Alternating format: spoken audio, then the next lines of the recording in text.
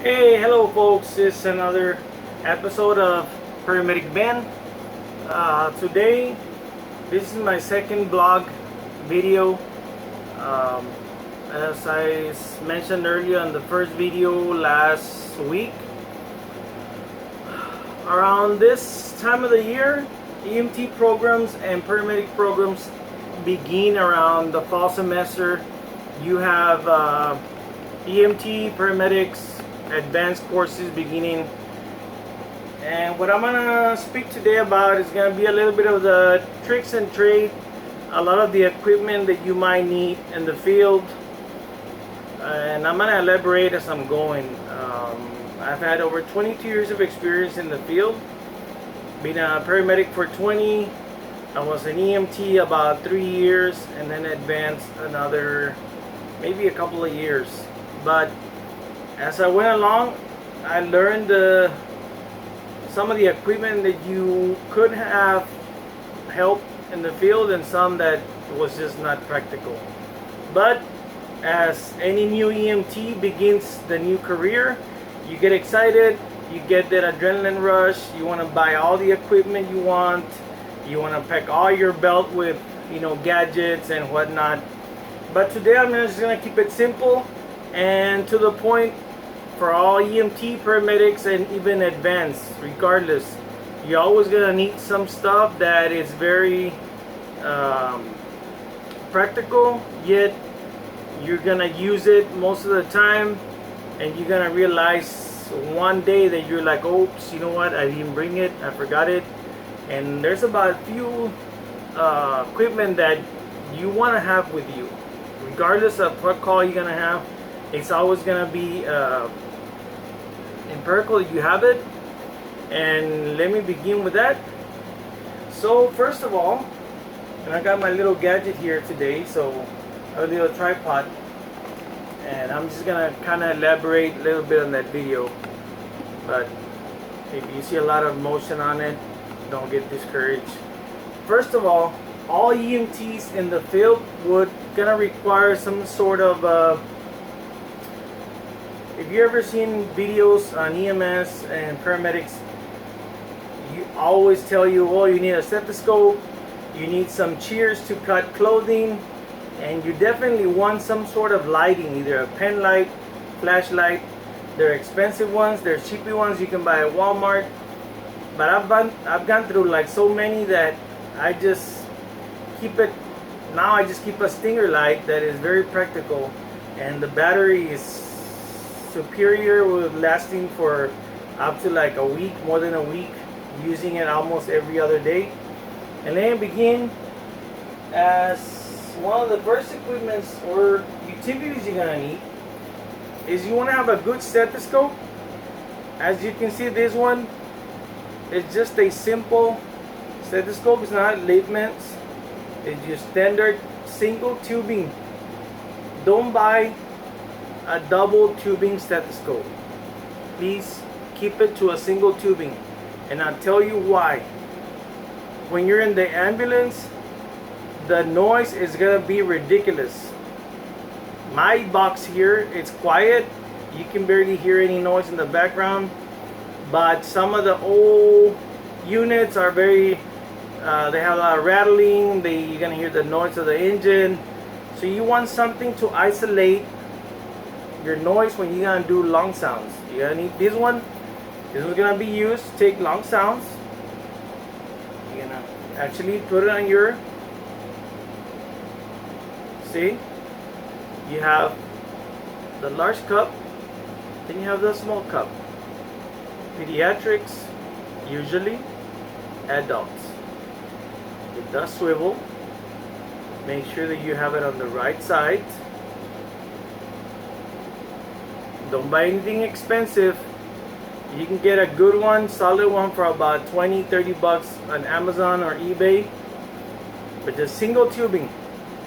And if you can actually put a mark it with your name, tag it, because it does seem to walk away once you go into the hospital, and you tend to leave it there, or somebody will grab it. Hey, can I buy your stethoscope? Boom, and it's gone. You'll never see it again. That's one. Number two, you want to have a good practical shears to cut clothing. Of course, this one's from Air-Evac. I'm not promoting any company, but usually we get these ones when they do a PR presentation. I always carry them. Believe it or not, as flimsy as they look, these things can actually cut through metal, leather, clothing, pants, jeans, seat belts, but more importantly, you're gonna cut clothing. EMTs and paramedics is the first thing you're gonna learn in trauma, that you're gonna need a good pair of shears. Don't buy expensive ones, keep it simple, and you'll do just great with this pair of simple shears. They come in different colors. For girls, you can get pink, guys blue, black, and if you like pink, it's alright.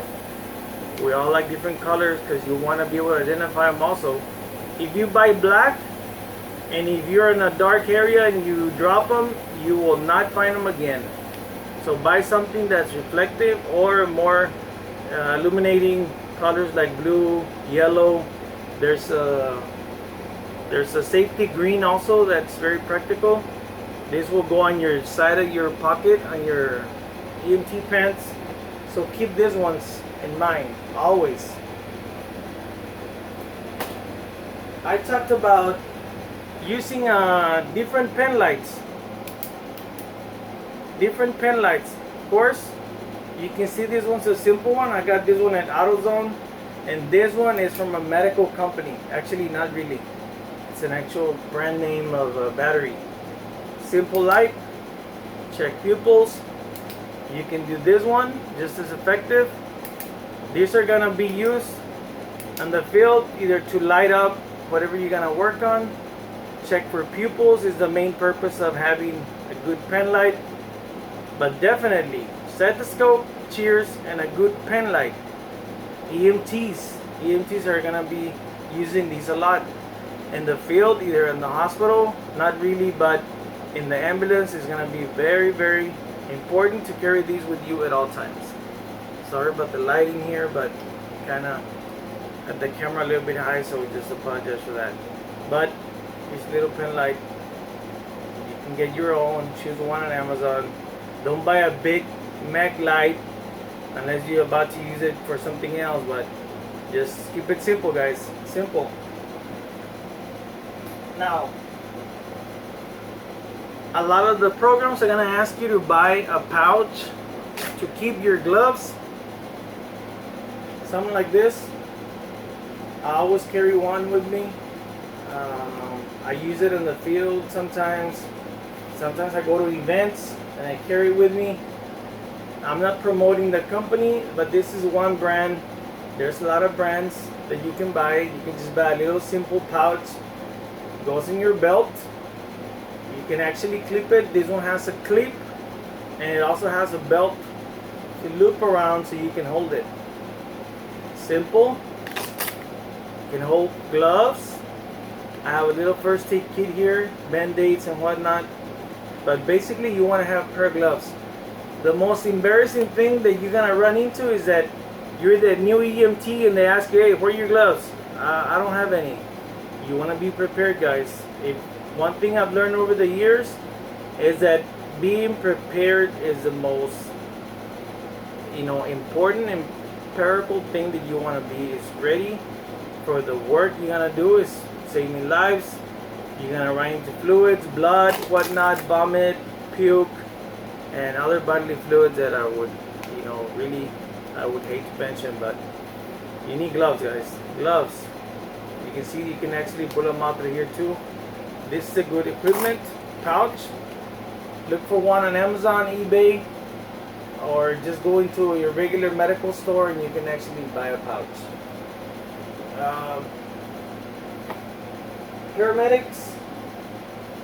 Paramedics, same equipment, except you're gonna be doing IVs and stuff like that, advanced procedures. I'm not bragging, but I've gotten pretty comfortable with doing IVs. I can do IVs while the unit is running. I can be going 70, 80 miles an hour, and I can practically get an IV going within not even 5 minutes en route. But new paramedics, it's gonna take you practice. I'm not bragging, I still have trouble. Over 20 years, I still have my, my difficult IV insertions, but I went to a medical conference and I got this new device here. It's called the Penlights EMS Pro. Look at this here, guys. If you're a paramedic, I've used it. How does it work? You put it against your hand, and as you can see, let me turn off the light. You can actually find veins in the dark. You can actually change the lighting to pediatrics. Let me change the light back again. This is called a Penlights EMS Pro. It comes in handy for those dark areas or difficult IV insertions. This is for advanced students, paramedics, and AEMTs or intermediates. There's other ones in the field. I've used it a couple of times. It's only coming handy like for pediatric kiddos, little babies that are difficult to get IVs on, but you can actually find a good IV with this. A good vein, I mean. You can actually find a vein. You can actually look around and you'll see the veins. You can see them, look.